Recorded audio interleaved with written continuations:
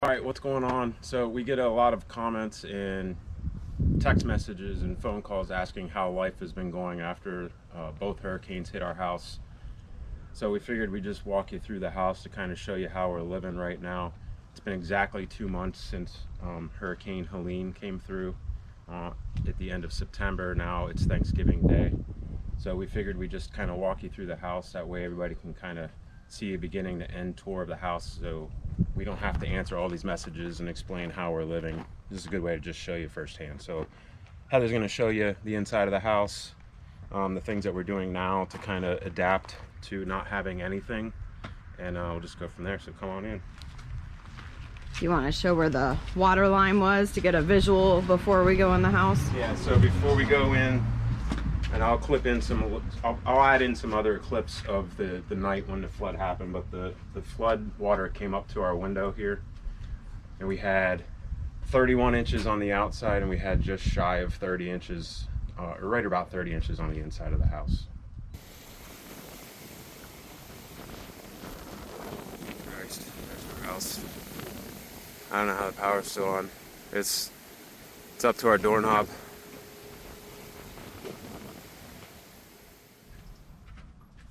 All right, welcome to our home. What's left of the structure here anyway. So this is our living room. It was definitely set up completely different. We actually used to have the TV and entertainment stand over here, and then our couch over here. We did save the couch. That is in storage, luckily.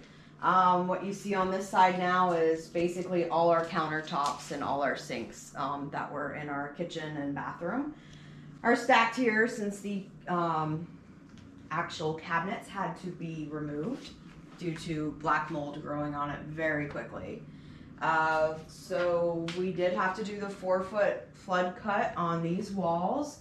Matt can tell you why you see it to the ceiling on the other two walls. So we had wood paneling here that went all the way from the floor to the ceiling on that wall, and then also on this wall and around where the refrigerator is. So that all had to be taken out completely instead of just doing the 4-foot cut. And why was that? Because you can't cut that and replace it? Yeah. Okay. You can't seam it back together and make it look flawless like drywall. Okay. I wasn't sure if it was because the water would like seep up and cause more mold. That too, but it's just easier to take it all out. All right, so this is our kitchen. We did lose all our appliances. So the ones that you see here, we are extremely grateful for. This one we won in a raffle. A company came out and brought a bunch of like electronics and different foods and things for everybody that lost everything in our neighborhood. So this is something we won in a raffle. So we're extremely grateful for that. We do have our now pantry, which was just a shelf from our shed, I think it was in. We used to have a shed back there, and it kind of exploded in the second hurricane, and we just grabbed this one last shelf out of it, brought it inside. Yeah. So in our kitchen here, this is where we had a really nice granite countertop and all our storage underneath. Now we basically just have a folding table with what is storage containers for our pots and pans and like kitchen utensils. A lot of it is still in storage because we removed pretty much everything after the flood, but before Milton. The stove, also an amazing part of our neighborhood. A lot of people chipped in together and got us this brand new stove. Thanks, guys. Yeah, thank you so much. Great gift. Deep freezers, just only because we had a mini fridge for a while after the flood, so we didn't have enough room to like freeze or store food, so we got this on sale. And it's sitting where our kitchen sink used to be. Yes. And this used to be a countertop as well, and now it's just a folding table, a little rusted table with our coffee stuff. Yeah. And speaking of kitchen sink, right now the dirty dishes go there, and we'll show you later how we actually wash the dishes, because there's no kitchen sink to do it in the kitchen. All right. No sinks in the house at all. The bathtubs are now our sinks. Basically. We were washing our dishes in the bathtub for like the first week, and then we moved on to something else, which we'll show you in a little while. Yeah. This one, the bathtub is clogged, so we aren't washing anything other than our hands in here. So you see the shower curtain is basically what was supposed to be privacy, but you can see right into the kitchen. So there is no privacy. There's no privacy in the house. No. This is what X-ray vision looks like, where you can see through walls. Basically. So Superman style. this toilet, there's really no privacy unless... So the tub is clogged because the water, when it flooded, came up over the knob here, and I'm sure a bunch of debris and dirt and stuff got down in there. Who knows what is down in that drain, but it does not drain whatsoever. No. All right, so this room used to be my office / candle room because I used to make candles. I had a little business that is no longer in business. It was beautiful, and now it is basically the dog's room where we feed them, where Twix stays in his little playpen. I have this for my clothes that I hang up, which is very few clothes, and then instead of a dresser, we are basically living out of containers for everything. So you'll see throughout the house Rubbermaid containers, just everything is basically in them because there's no cabinets, there's no dressers. And we could spend some money that we got in advance from insurance to go buy a dresser and buy stuff like that, but we really are trying to keep the things in this house to a minimum until we rebuild, because we don't want to move a bunch of furniture in here, and then once it comes time to redo the electrical and walls and plumbing and everything, we don't want to have to move stuff all around again. So we're just trying to live as basic and minimal as we can until construction is finished, which we still don't know when that's going to be. It's been 2 months, like we said. We don't know when it's starting. And we don't know when it's starting. We still don't even know how much money we're getting from insurance. So anyways, next room. So this is currently our master bedroom. It is not normally our master bedroom. Our master bedroom turned out to be in a lot worse shape than this, which we'll show you and tell you why later on in the video. So that was a room made of wood. So the place just filled with mold and a lot worse condition. And this side of the house is made out of block, so this dried out much quicker, so we started sleeping in here right away after the house is dried out, and we just decided we'll just stay in this room until everything's done. Yeah. And, you know, it's okay. It's cozy. We were on an air mattress for a while, and that just couldn't happen anymore. So we did get spurge and get our old bed back, so... you'll see we utilize the nails that were in the wall quite a bit. It's where I can hang my purses. Nightstands or just whatever, from a TV table to I have a Rubbermaid container for my TV stand. And the new entertainment center is a old stool that we decided not to throw out, and 2 plastic containers just to get the TV up high enough to see it from bed. Yeah. So, and then I'm pretty much living out of containers here. This is my closet, kind of. I've got socks and underwear and shorts and all that kind of stuff just hanging out here in plastic bins for now. So we're gonna go over to the master bedroom area right now, and this side of the house is basically an add-on. At some point they added on to this house, and it's all wood. We thought it was gonna be all block, because we were told when we bought this house that it's whole block home, and of course only half of the house is block, the rest is wood. And this master bedroom, bathroom, and closet had the most mold smell and dampness in here, so it took quite a long time for this to all dry out. We had dehumidifiers running 24/7, and it's finally mold free as far as we know. There's no smell, there's no signs of mold anywhere. I think we did a pretty good job for just do-it-yourselfers. And we got a ton of help from neighbor friends. So you all know who you are. There's too many to list right now, but thanks for the help. Yeah, it was great. We couldn't do it ourselves, and we definitely couldn't wait for any of the companies to come out and do it for us, because the lists were just backed up. I think we're still on 3 lists and haven't gotten a phone call. So you can see here, this is the actual outside wall, because this was a carport, not a garage like we thought when they converted it. But I love the glitter texture here. I kind of wish I could keep it because it's sparkly and it reminds me of the outside of my grandma's house. So but Matt says no. Well, because it's not new fresh paint. It doesn't look that great. Do it again. All right, so this is where I do my makeup. I used to have a vanity here. We used to have a dresser here. I mean, the water just came up so high. Even where the water line was in this room, stuff above the water line was just completely trashed. So there was probably a wave in here, which we'll tell you about later. So this is Matt's old desk. So he gave it to me to do my makeup on before work because he saw the current situation of where I was doing my makeup before, and it was pretty rough every morning to do it that way. So there's our bathroom mirrors. Yeah. And a medicine cabinet or whatever you want to call that. They're just on the floor here being stored until we can get everything put back together. That is our do not come in this room. We need extra privacy on the toilet. Yeah, so when one of us is using a toilet, we'll just put this baby gate up, and that'll kind of let the other one of us know that we're in here using the toilet, not to come in. So otherwise we just leave this kind of open. But that's how we know somebody's in the bathroom. It was to keep the dogs out too, because this room was really bad for a long time. So this is our bathroom. This is where we take our freezing cold showers.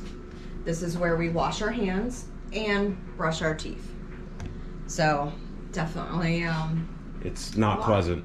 No. So it's really hard to take a cold shower. You get kind of used to it after a couple weeks, but when it's 58 degrees outside and you're working outside all day, last thing you want to do is come in here and take a 68 degree shower. No. I don't even know how cold it is, the water is, but it's basically, if you go in your shower at home and turn it all the way, all the way as cold as it'll get, that's how we've been showering for the last 2 months. We've only had one hot shower since September 26th, and today is Thanksgiving. And I like scalding hot showers, like burn your skin off hot showers. So this toilet at least has some privacy, being blocked by the shower a little bit here. You can see the tub underneath. Completely has to replace the tub because the salt water damages everything. This is our laundry room. That was also our closet. We were also gifted this washer dryer, so grateful for. I had strangers washing our clothes for like 2 to 3 weeks after the flood. So to be able to finally do my own laundry again was amazing, even though laundry was definitely like my least favorite thing to do. Yeah, we had complete strangers that we never met before just showing up at our house, knocking on the door and asking to take our laundry for us to go clean it. So yeah. That was pretty cool. Yeah, and there was a lot of laundry because you got to think, not just the clothes we were wearing we couldn't wash, all the clothes that had the salt water. Like the salt water came up to our dresser. It filled our dressers. It filled the bottom row of our clothes that were hanging, blankets, everything. Just the salt water, and when that sits for just a couple days, the smell is horrible. And one neighbor said she had to wash a load like 3 times just to get the smell out. That's how bad it was. And then our closet right here, basically his and her closet with dresser drawers, a place to hang our clothes. So it was very convenient to do laundry and do it right here. When we came back in the house, I'm going to include the video of us first walking in the house as well. But when we came in, our washer and dryer were flipped over on their side. Our bed was floated all the way across the bedroom, and stuff was everywhere. And this wall over here, we had there used to be drywall right here. We had a gallon paint bucket, excuse me, and a mop that busted right through the drywall into behind the toilet there. And we were like, how is there so much destruction in this portion of the house? And then I realized that I didn't put sandbags up high enough to cover this. This is our doggy door where Rasta can come in and out. It's just a piece of plastic that seals off that opening. Well, the weight outside of the water, outside that door, was so great that we're pretty sure what happened is that this door just busted in, and we just had thousands upon thousands of gallons of water from outside rush in here, hit all of our appliances and flip them all on their side and stuff, and just cause a whole bunch of destruction all the way through the bathroom and into the bedroom here.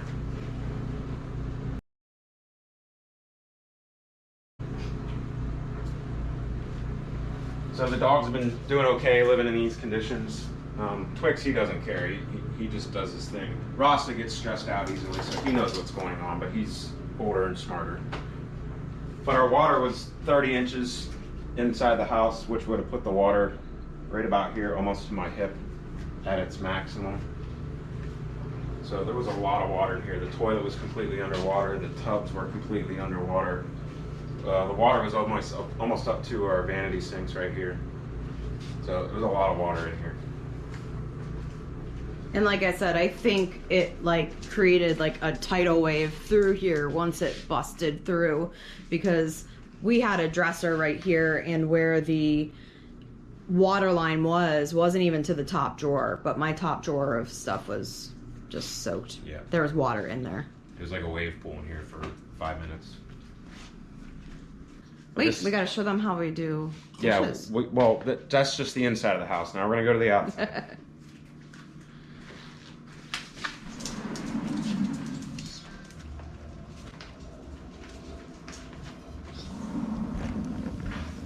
All right, here we are on the patio, which is way cleaner and more organized than what it used to be. So this toolbox, we had just bought this toolbox right before the hurricane. Yeah. And It's your birthday gift for July. And it holds like the griddle and utensils and all kinds of stuff under here. Well, the water got up to this drawer right here, and everything was just a mess out here. Gas cans got flipped over. The gas cans I have here were here initially before the flood, and I found them all the way over there in the corner of the pool cage when we got back. And our brand new generator was right there. Brand new generator was right there. Never used it for emergency purposes at all, and generator went as well. The pool was jet black. Yeah. Which I'm gonna show that right now of how that looked when we got back to the house after the flood when we first walked in. There's the doggy door. You should show that. You did have sandbags, just not enough to... Yep, so right here, the water was almost up to this doorknob, so just the pure weight of all that water just pushed in that doggy door plastic and just rushed all kinds of stuff. We had a palm tree. One of our small potted palm trees, a lot of it got washed through that opening, so we had palm fronds in our bathroom when we came home. This is where I do dishes now. It was in a small container by the hose over here, but again, we had another neighbor lend us this awesome sink that they probably use for cleaning fish and stuff like that, but it works perfect. We just take the hose and just stretch it out over here and wash them in here and just lay them here to dry. So it's made a huge difference. The bucket's underneath to collect the water. They need emptied, by the way, which we'll do that today. Yeah. But that's where we collect the water from the sink. So, you know, when you have a whole bunch of dishes, it's very difficult to do them, and you got to come down here and empty out the bucket it feels like. Yeah. And then I don't know how many times in the beginning I tried to do the faucet just out of habit. But I'm just grateful to have this because it makes life a lot easier. Especially now that the weather's cool, it's not horrible doing the dishes out here. But it's something, so it makes a difference. Over here in this mess, this is about the only part of the yard we haven't cleaned up yet. But the AC unit is here, and our pool pump is over behind that mess. Well, they're both still running right now, and we're thankful for that. So at some point they're probably going to stop working, but we're going to be thankful until that day comes. What else? I don't know. I think that's it. Yeah, I think that's it. That's basically how we've just been doing our daily routines, from getting ready for work for me to doing the dishes, where the dogs eat and sleep. Just everything's different, including where we sleep, where we brush our teeth, where we wash our hands. It's just it's challenging, but it'll make us stronger. Yeah. And we're pro campers, so I think a lot of that has made it a little easier for us, because it's like glamping, because we at least have a roof over our head and halfway walls. So it's been different. It's been different, but it could be a lot worse. Okay, so we just wanted to do this whole walkthrough video so it answers a bunch of questions, because we get questions from family and friends every day saying, how's the progress coming along? Where are you at? What's life like inside the house? So hopefully this helps get a little view of what life is like 2 months after a hurricane flood. I'm gonna go ahead and start adding other videos that I took from previous weeks. I wanted to upload those a long time ago, but you really just don't have the motivation to make YouTube videos and things like this when you're doing so much cleaning and stressful stuff. So I'm gonna start adding in a bunch of the old videos that I've taken so everybody can see what life was like up until this point.